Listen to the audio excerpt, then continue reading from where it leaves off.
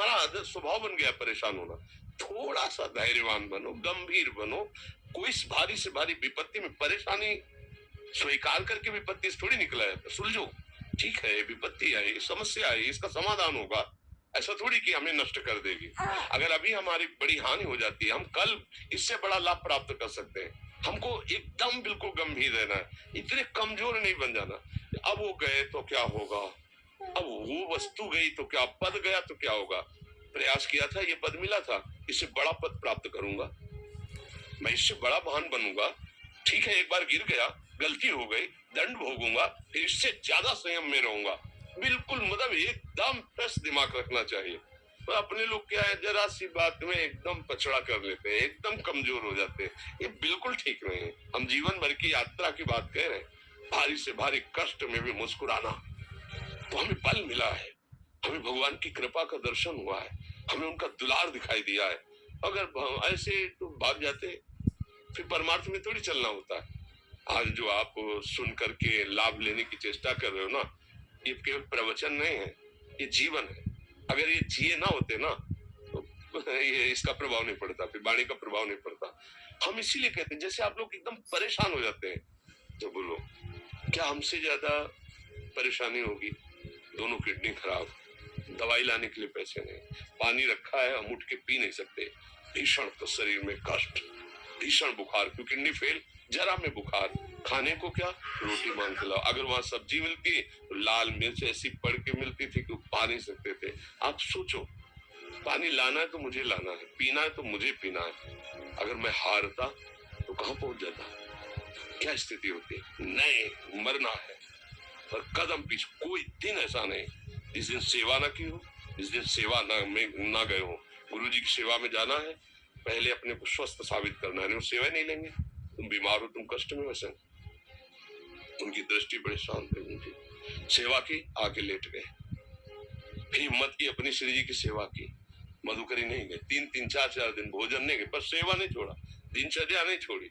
और उसका प्रधान कारण संयम, ब्रह्मचर्य, भगवत आश्रय, नाम जप, कभी हारने नहीं दिया। अभी भी थोड़ी देर बाद डायलिसिस शुरू होगा, हारने, आपको हारे हुए नजर आ रहे हैं। शरीर में पीड़ा है, किडनी फेल है, ऐसा थोड़ा स्वस्थ बैठे हैं, पीड़ा है, बार बार प्यास लगती है, थोड़ा थोड़ा पानी मिलता है, हर, लेकिन हम आनंदित है, हम प्रसन्न है। हम लड़ाई में हारे नहीं है, ना हारेंगे, हम जीत चुके हैं। हम अपने मालिक के भरोसे में अपना संपाद, तो वो, ये हम अपनी बड़ाई नहीं बता रहे, हम आपको बता रहे समस्या। सोचो, तुम्हारे पास तो माँ है, भाई है, बहन है, परिवार है, कोई न कोई तो है ना। मेरा किसी ने कभी जीवन में ध्यान भी नहीं दिया, क्यों? बचपन से बाबा जी बन गए, किसी से प्यार नहीं, किसी से संबंध नहीं, कोई जानकारी नहीं, हम कहाँ है, वो कहाँ है, किसी से कोई मतलब नहीं। अच्छा, जवान साधु कौन श्रद्धा करे, कभी गांव जाने की हिम्मत नहीं पड़ती कि रोटी मांग ले। पता नहीं लोग क्या सोचेंगे, क्या भावना कर ले। हम दरवाजे पे खड़े हैं, क्या कैसी भाव, जो हमारे सामने आकाश वृत्ति से आया यौवन अवस्था में, वही पाया, अन्यथा भूखे रह गए। जब हम हर समय अपने को विवेक के द्वारा सावधान रखे, तो हम कभी निराश नहीं हुए, कभी उदास नहीं हुए, कभी ऐसा नहीं लगा कि यार हम दुखी, कभी नहीं लगा। उसी का फल है कि उस सुख का संकेत मिल गया जहां दुख की निशानी भी नहीं है, वही उसी के बच्चे को। हम सब उसी धातु से बने हुए हैं। हम इतना क्यों परेशान हो जाते हैं? हम ये देखते हैं, अपने लोग थोड़ी बात बिगड़ गई, परेशान, नहीं बिगड़ी तो बिगड़ जाने की संभावना में परेशान है। आज सुख है, लेकिन कल सुख छिन जाएगा, तो हम आज के सुख में सुखी ना होकर कल के दुख की आने की संभावना में हम भयभीत हो। तो क्या हमारी सोच रह गई? हमको इतना बलवान बनना है कि सुख और दुख दोनों हमको छू न सके।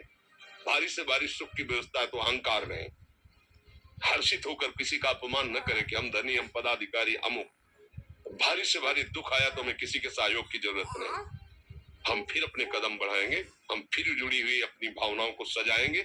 मस्त जीवन, एकदम तुम अविनाशी के बच्चे हो। शेर का बच्चा भेड़ों के बीच में फंसकर म्यों म्यों बोल रहा है, बस अगर दहाड़ना सीख जाए तो कोई भी उसे परास्त नहीं कर सकता। ऐसे भगवद अंश, तू प्रपंच में फंसकर अपने को इतना दीन क्यों देख रहा है? तू ऐसा है कि भगवान के दिव्यास्त्र में भी ताकत नहीं तेरे को मार सके। तू अविनाशी का अविनाशी बच्चा है। विनाशी भोगों को, विनाशी शरीर को मैं मान के इतना भयभीत, इतना दुख, ठीक नहीं। इस सब के लिए, केवल एक के लिए नहीं, आप समझो। आप लोग सोचते हैं हम गृहस्थ होकर भला ऐसी स्थिति कैसे? जनक जी सुखदेव जी के गुरु हैं और राजा हैं, महल है, रानियां हैं, नौकर है, चाकर। क्या सुखदेव जी जिनके शरीर में लंगोटी भी नहीं है, दिगंबर, परमहंस, परमहंस के गुरु है जनक जी जो राजा हैं। समझो आप ऐसा ना सोचे कि हम नौकरी कर रहे हैं, हम संसार में, हम गृहस्थ हैं, हम अध्यात्मिक की ऊंचाई पर नहीं चढ़ सकते। नहीं, आप एक सरकारी नौकरी या आप किसानी या व्यापार करते हुए आप एक अध्यात्म की ऊंचाई में चढ़ सकते हैं। और अध्यात्म ही है जो तुम्हें इस माया के दुख सुख से ऊपर उठा सकता है। दूसरा, चाहे जितनी संपत्ति आ जाए, आप सुखी नहीं हो सकते। सब देख लो, आंख खोल के देख लो।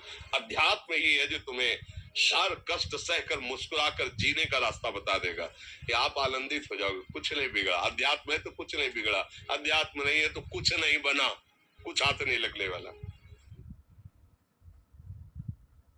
मोटापा तो घट रहा है, साथ ही साथ बाल भी घटने लग गए हैं। और देखो ये लेवल है दुनिया भर के अंदर बाल गिरने के, 1 2 3 4 5 6 7।